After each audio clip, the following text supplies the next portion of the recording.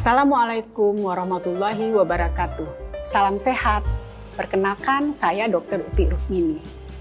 Bersama-sama tim penyusun, kami telah mengembangkan panduan untuk dokter di FKTP sebagai acuan dalam melakukan penatalaksanaan kasus di layanan primer.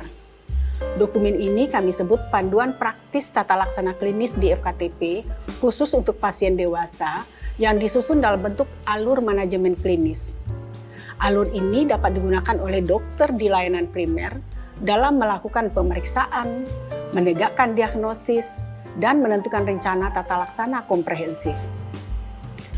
Pada video ini, saya akan memperkenalkan kepada Anda tentang alur manajemen klinis dan bagaimana cara menggunakan alur ini dalam menata laksana kasus yang ditemukan di layanan primer.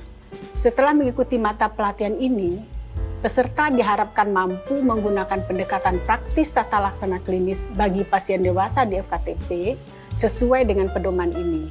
Alur manajemen klinis ini tidak menjelaskan teori suatu penyakit, tapi dirancang sedemikian rupa secara komprehensif namun sederhana untuk memandu langkah-langkah apa yang harus dikerjakan oleh dokter dalam menghadapi satu atau lebih gejala pada pasien yang datang ke layanan primer, yang meliputi penata laksanaan awal untuk gawat darurat, rencana penata laksanaan selanjutnya, konseling, edukasi, serta kapan pasien harus dirujuk ke rumah sakit.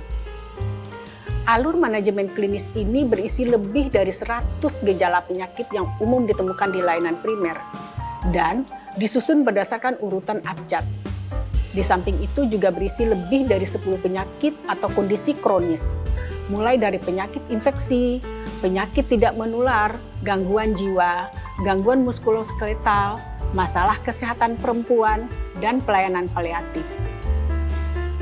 Hal utama yang membedakan alur klinis ini dengan pedoman-pedoman yang lain adalah memberikan panduan kepada dokter dalam menangani pasien yang datang ke FKTP dengan suatu keluhan. Karena pasien yang datang ke layanan primer akan menyampaikan keluhan yang dirasakan, bukan dengan diagnosis.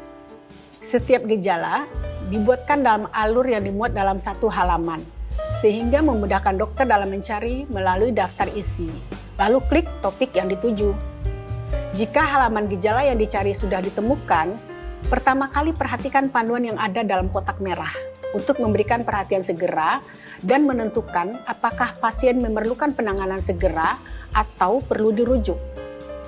Jika pasien tidak memerlukan tindakan segera, ikuti alur selanjutnya untuk memilih salah satu rencana penanganan atau mempertimbangkan kondisi kronis. Ikuti alur dan lakukan pemeriksaan sampai ditemukan kemungkinan diagnosis dan lakukan pemilihan rencana terapi serta penata laksanaan selanjutnya.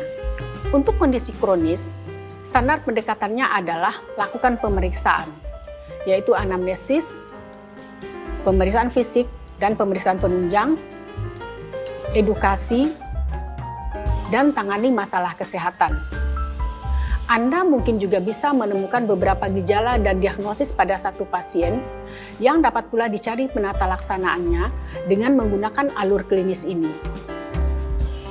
Daftar halaman yang mengidentifikasi kondisi kronis pada dewasa mewakili penyakit-penyakit kronis yang tidak terkontrol dengan baik, dan halaman perawatan rutin untuk kondisi kronis memberikan panduan bagi dokter untuk mempertimbangkan hal-hal umum yang harus dilakukan.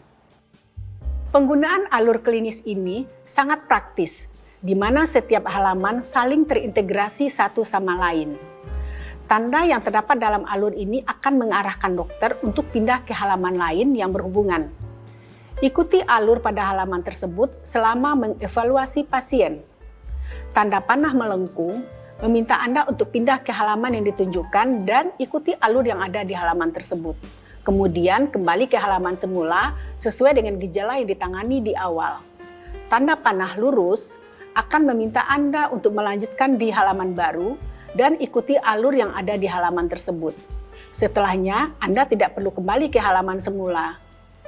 Panduan ini disusun sesuai dengan standar dan pedoman yang berlaku saat ini, baik di Indonesia maupun dari WHO. Panduan ini akan selalu diperbaiki dan direvisi mengikuti kemajuan teknologi dan perubahan standar pelayanan.